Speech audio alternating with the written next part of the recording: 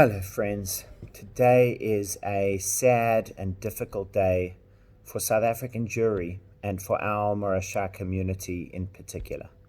The Chief Rabbi has just announced, after extensive consultation with the health experts, Beth Din, Rabbinic Association, as well as International Poskim, that as of now, all shuls and minyanim in South Africa will be closed. For now. We know that at some point we're going to open again. Of course, this is all a response to the coronavirus, and our primary concern at the moment is to keep every member of our community safe, and that is something we'll be committed to doing on an ongoing basis. But nonetheless, it brings with it such a sense of sadness and loss to be losing our daily communal prayer services.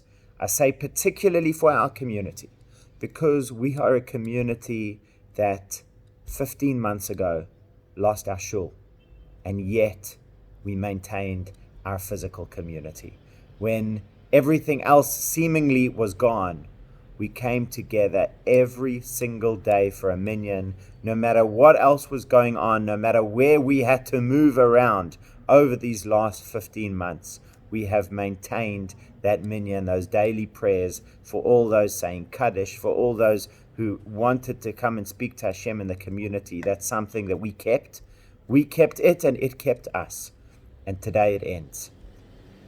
So it's difficult and it's sad, and I'm going to speak about all of the things that we're going to do in its place, but I think first and foremost we need to take a moment to appreciate what that means for us and the real need to find other ways to continue going forward. You know, so many people said to me after the shul burnt down, I didn't realize how important the shul was to me and how important it was in my life until I didn't have it anymore. And I feel we're going to have the same thing about the services, about the ability to come together in prayer, that there are many people who maybe did not have such a sense of what it means and of its value, and are now going to really feel that they have lost something very special, which we have. That said, there are two very important points to bear in mind.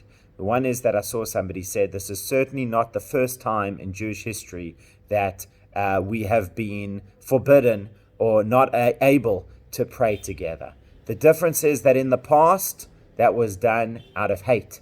We could not pray together because of hate, whereas today, that is being done out of love. We are not praying together because we love one another, because we care for one another's health. It's important to note that the health experts with which the Chief Rabbi has been consulting do not feel that the minyanim are intrinsically dangerous. There are ways to carry on getting together in prayer and so forth. The problem is that the discipline that people may not have. If people are not sticking to all of those health protocols, then we could indeed be putting one another's lives, God forbid, in danger. So we need to stick to those protocols wherever we go. The physical distancing, what they're calling social distancing, the hand washing, the care not to touch our face, the not coughing or sneezing into our hands. Those are going to continue to be essential, and it's only out of our concern for large groups of people not to be able to keep that up consistently that we're cancelling these minyanim. But for every one of us, for ourselves, we still need to do it. The second thing is, we're now at the third stage of our community. Stage one was when we had our community in our shul coming together all the time in our place. Wonderful. Stage two is where we've been the last 15 months, that we've been together, just not in our place. And stage three is that we are now going to learn together how to be a community even though we cannot congregate. We're going to have a lot of online things for learning and for everything else that we can. We're going to be looking out for one another. And at this point, I say, if you are in need of any help and support, please reach out to us. We are going to try to reach out to every person in our community, but do not wait. Do not wait. Do not be proud. Do not think, I don't need help, but I'm going to get by. If you think you may need help, please reach out.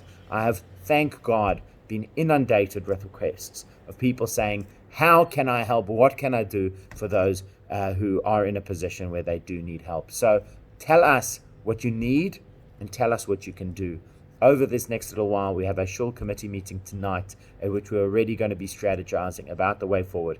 And that's something that we're all going to be doing a lot of, and thinking and assessing and evaluating what to do during this time when, as I say, stage 3 in our community, where we have neither our shul nor our congregation, but we still have our community. Of course, wherever we are, we have the presence of Hashem. And whatever we are going to do as a community is all just to enable, enhance, facilitate a better experience between us and Hashem. But ultimately, that responsibility has always been those of each of us as individuals, and it's going to continue to be. Hashem is there for each of us, but we must reach out. The final point is that this is a temporary measure. The day will be when we will come together in prayer once more, and the day will be we'll come together in prayer in the rebuilt Morasha Shul in Arthur's Road. Until that point, we are going to, as I said, discover new ways of being together and of being there for one another.